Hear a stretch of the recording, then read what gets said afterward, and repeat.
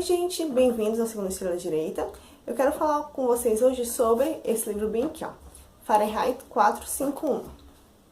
Eu conheci a história do livro, na verdade, através do filme, no primeiro período da faculdade, quando uma professora levou para que nós assistíssemos. O filme ele foi dirigido por François Truffaut em 1966. E pelo que eu lembro do filme, foi uma adaptação bem fiel. O livro aqui conta a história de Guy Montag. Guy, ele é um bombeiro.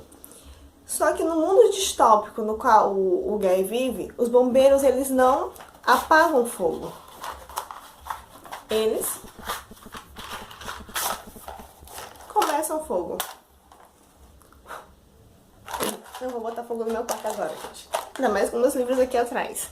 Falando em livros, o que esses bombeiros faziam acendendo fogo? Eles queimavam livros. Carinha triste.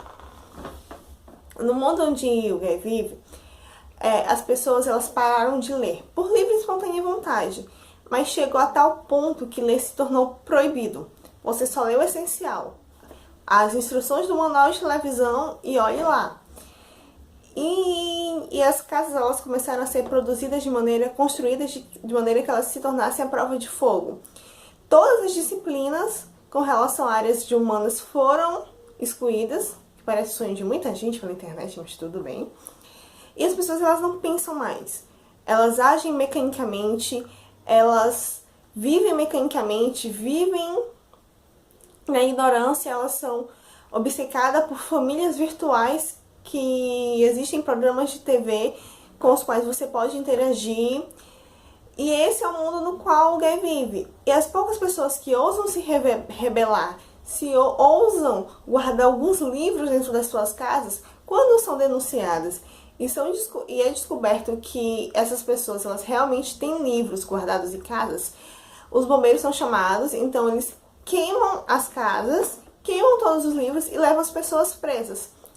Só que vamos e convenhamos, vocês teriam coragem de deixar uma coisa dessa linda e maravilhosa queimando? Não. Muitas das pessoas, dos donos dos livros, têm um apego tão grande, não só ao livro enquanto algo físico, mas a tudo que ele significa, o que ele simboliza. Todas as ideias que perpassam em uma obra, que elas não conseguem deixar suas casas e são queimadas vivas, dentro das casas, junto com os livros. E depois de um episódio desse, em que uma idosa se recusa a deixar a sua casa, o Guy começa a ficar um pouco mexido. E ele trabalha há anos como bombeiro, nunca questionou sua profissão. E aí, de repente, ele se vê curioso, se perguntando o que tem de tão interessante nesses livros, a ponto de pessoas morrerem por isso. Nesse meio tempo, ele conhece a Clarice, que é uma adolescente vizinha dele, e Clarice tem umas ideias meio doidas.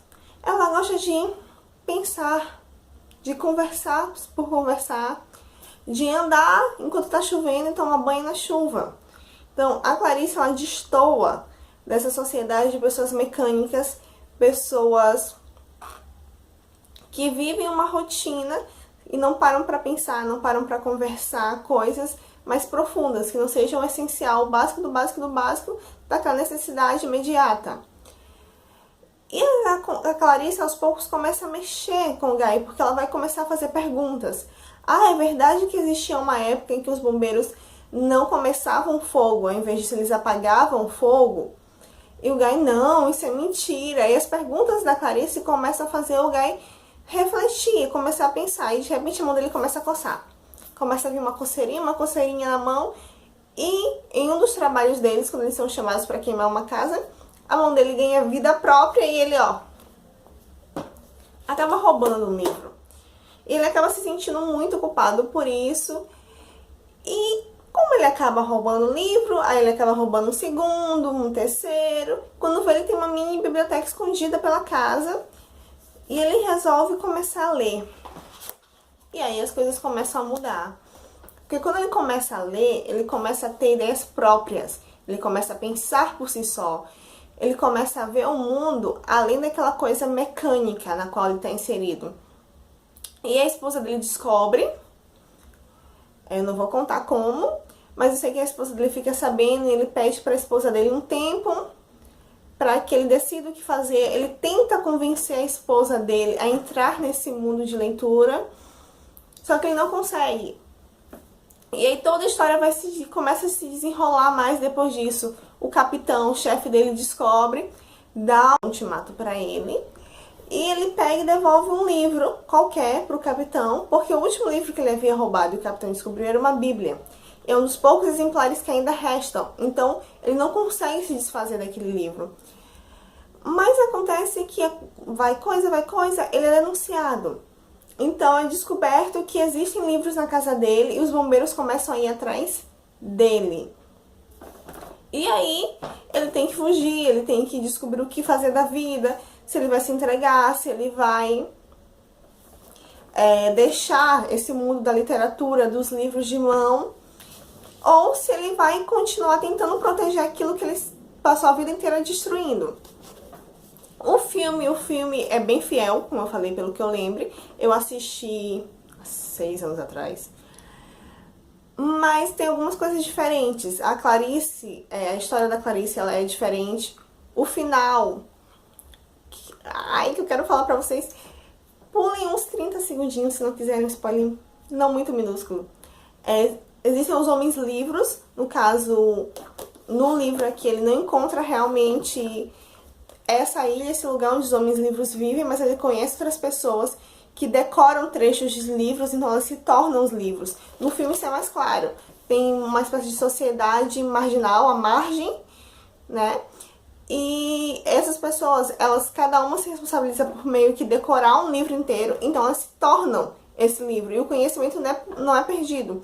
Depois que a pessoa decora aquele livro inteiro, esse livro é queimado para que não haja pistas, e ela se torna o livro. Então, por isso, são os homens livres. Oi, voltei. Quem pulou o spoiler pode aparecer agora.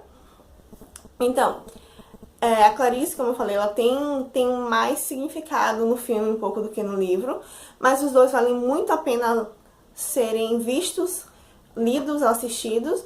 No caso do filme, se você não tiver problema, tem gente que não gosta muito de filme muito antigo, onde as pessoas estão voando e você consegue ver o fio das pessoas voando.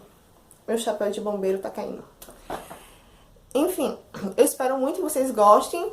Eu recomendo muitíssimo tanto a leitura do livro quanto assistir o filme. É um livro que faz a gente refletir sobre muita coisa, sobre como anda a sociedade, sobre a importância da leitura, sobre que livro você não entregaria, você se tornaria em circunstâncias extremas. Qual seria o livro que você não deixaria queimar, qual seria o livro que você se tornaria. Então, tá aqui a minha recomendação, eu espero que vocês gostem. Se vocês já leram o livro, já assistiram o filme, deixem nos comentários o que vocês acharam. E não esqueçam de compartilhar se gostaram, dar um joinha, dar um like. E por hoje é só, eu vejo vocês na outra semana com mais um livro. Tchau!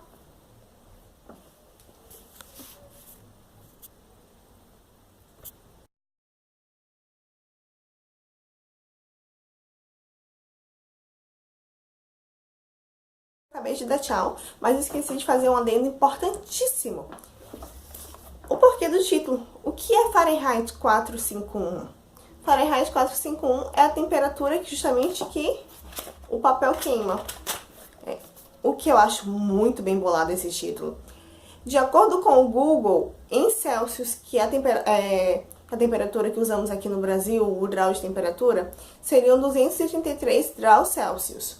Eu não calculei para confirmar, então vamos confiar no tio Google. E o livro é de Ray Bradley e foi escrito já ainda na década de 50. Então, agora é isso mesmo. Então,